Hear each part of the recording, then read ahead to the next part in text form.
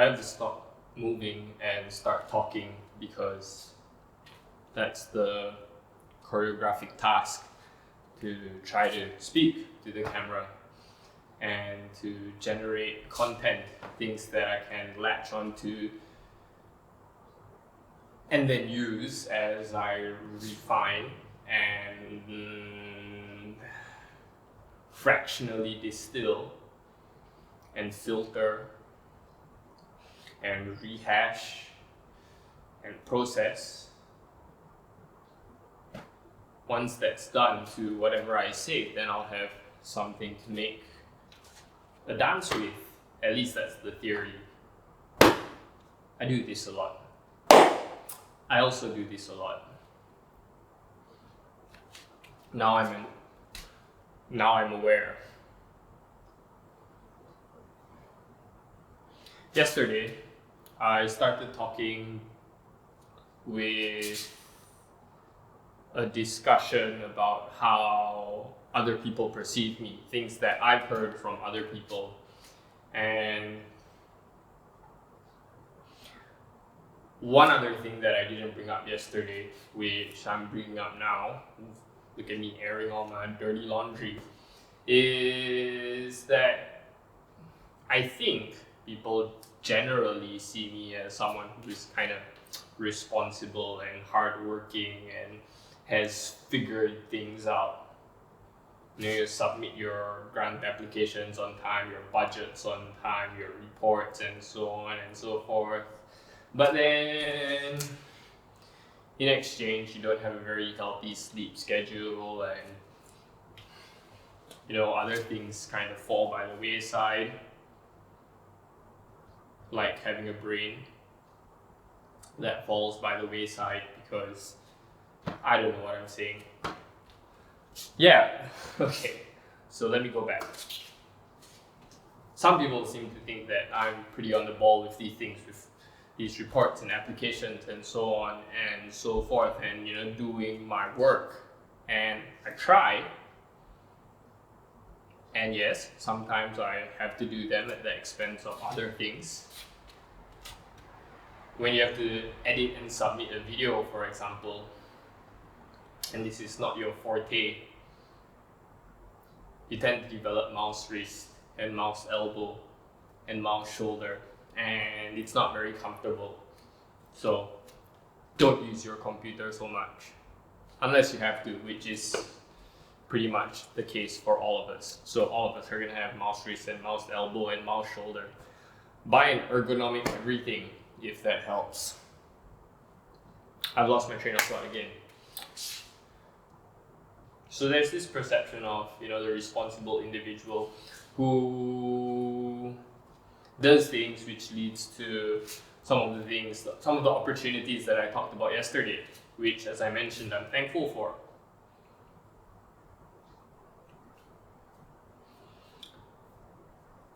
But you don't always see the down days, the days when you just give up because you're tired and you've received bad news again for the umpteenth time. And again, this is part of life. But it's also an internal versus external reality thing. Externally, even though you keep getting rejected and stuff, things are still happening, good things. But internally, all these rejections, which are part of the good things and the bad things and the external reality, all these rejections, this is good things, kind of build up into something that's not always so pleasant. And then you get days a little bit like today and yesterday and the day before, where I'm just a little bit tired. I don't really know what this has to do with my insecurity with regard to actually submitting applications and so on though. But yeah, there are days when I just want to watch Netflix or YouTube or read a storybook. easy to read storybook that soothes the soul and uplifts it. For context, I've started reading Dostoyevsky's Notes from a Gambler. I think that's what it's called. And boy, it is not fun to read. It's a little bit like going back to the days of my A-levels when I was doing one of the subjects I was studying is called Knowledge and Inquiry. It is called Knowledge and Inquiry, but I was studying it back then. It's still called the same thing. And it's kind of basically it's a critical thinking and philosophy subject that you do in Singapore. You do it in place of the general paper. I have no idea what you do in the general paper. I know in Knowledge and Inquiry it's generally physics and philosophy and critical thinking. And so as an eager 18-year-old, you go to the school library and you like pull down a philosophy textbook and you start reading, and then after 3 sentences you realize you don't know what the first sentence meant, and then you have to go back and reread it, and then you have to do the same thing again and again and again and again and again. It's not like reading The Lord of the Rings, which carries you along and paints a picture in your mind as you read it. It's something that you have to pick apart. It's like listening to avant-garde music. It's not music that you listen to because you just want to chill out and relax and have a nice evening enjoying the sounds of whatever great thing you're listening to. It's music that you have to think to. It's writing that you have to think about as you read. That's Dostoyevsky's Notes from a Gambler. For me, at least. Half the time I don't know what I'm reading, and I have to rewind and read again. So yeah, there are days when I'm supposed to be reading this because this is on my reading list, but I just want to watch Netflix or whatever instead. And I don't mean that, to be clear, that The Lord of the Rings is less, or that Notes from a Gambler is less than The Lord of the Rings, though I think it is. Lord of the Rings isn't less because it's easier to follow. It's more because it's easy to follow and there are layers and things to dissect and explore, and a world that has been created around this series of books. Notes from a Gambler, it's hard to follow, and although there may be, and I guess there are layers to it because lots of people think Dostoyevsky is a good writer, so there must be layers to it that I just haven't figured out yet. But they're not fun, and it feels like work to read it. Which in a way is fine, because in the introduction to this little anthology of 3 stories, Notes from a Gambler, Poor People, and I don't remember what the third one is yet. I haven't even gotten through the first story.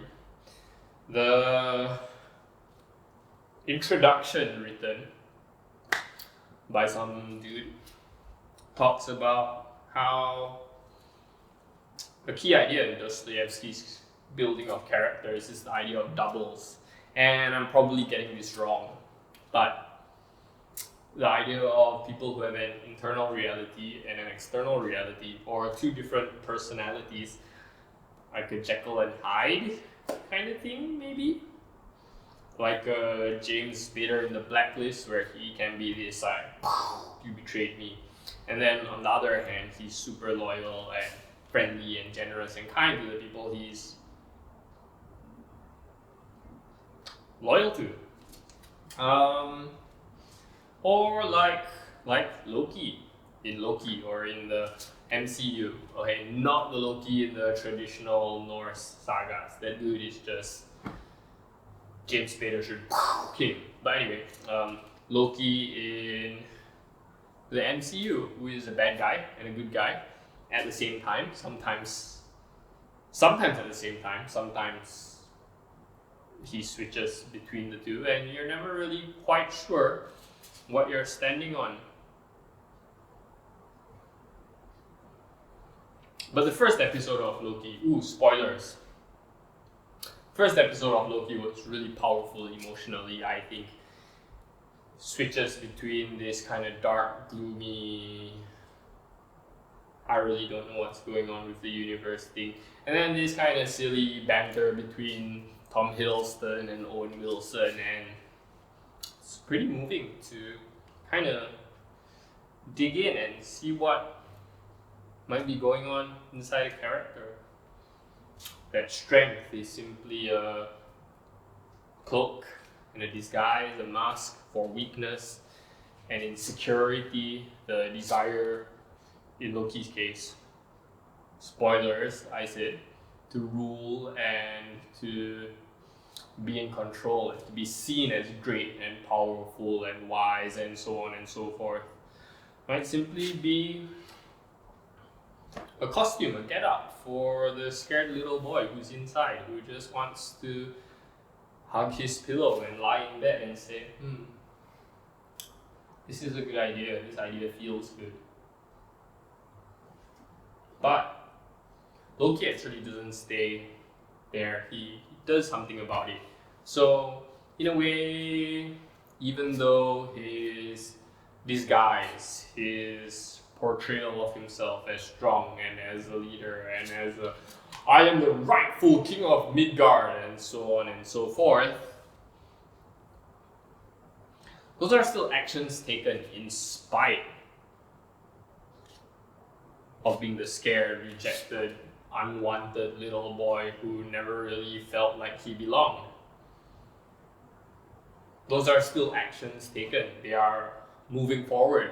Maybe they aren't the positive moving forward that we would like to experience, whether you're Loki or one of his underlings. But it's still a moving forward in a sense. It's a moving forward in spite. It's regardless of everything that the world throws at you. It's taking steps and taking actions and not saying, hey, I'm scared. I give up. I'm not going to be an artist anymore.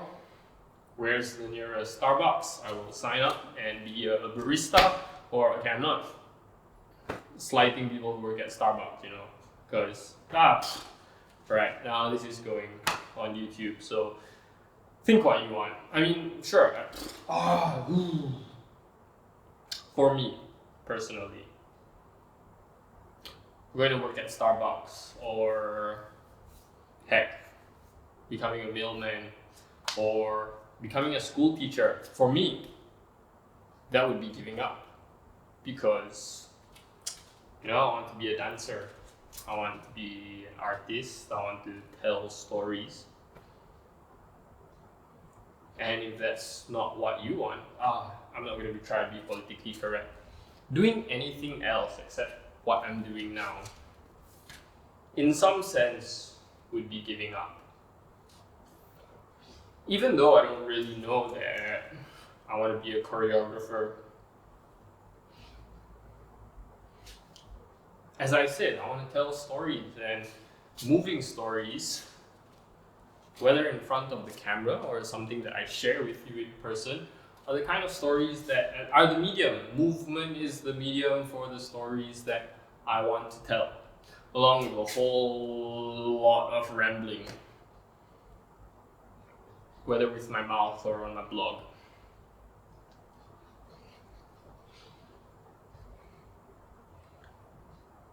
And so doing anything else would be giving up on it.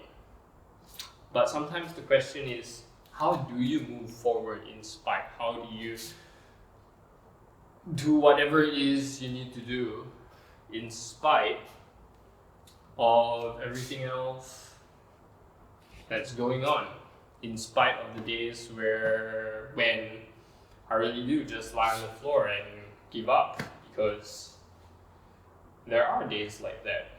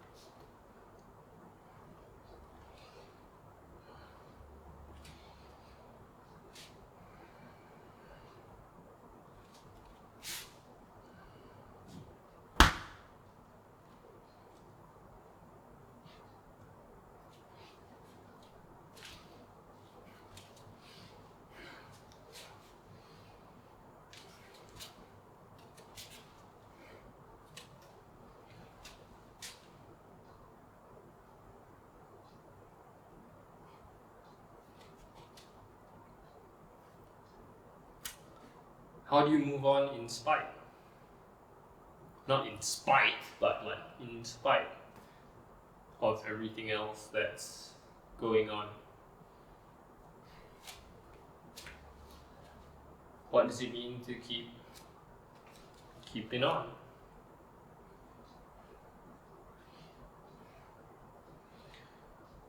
To show the world that I am strong and I am working and doing things that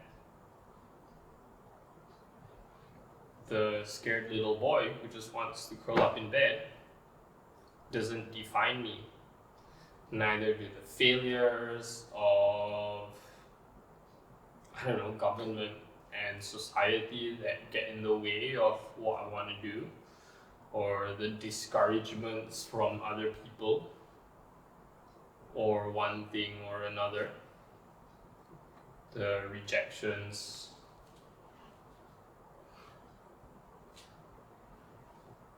of different things.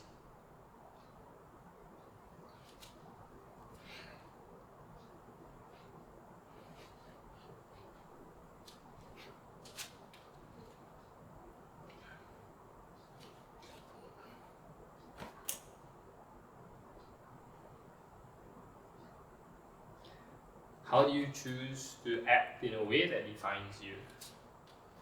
How do you choose to be the person that you want to be? Keep your eyes on the prize.